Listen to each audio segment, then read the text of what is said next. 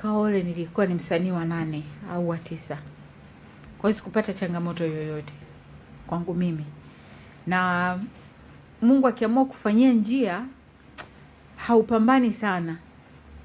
Mimi nimeingia Kaole kama mwezi wa 7, wa 8, wa 9 tukaanza kushuti filamu ya kwa ajili ya kuuza, lakini haikuweza kukamilika.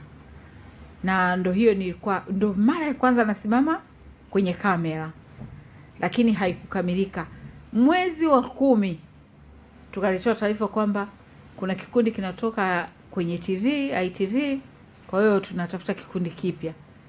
Yule aliyekuwa ni producer wa kile kipindi akasema nimewachagua nyinyi mje mjiunge. Kwa hiyo mimi sikupata changamoto yoyote. Lakini ukiwa kwenye sanaa, Kaole wakati mimi mpaka naondoka Kaole niliacha wasanii kama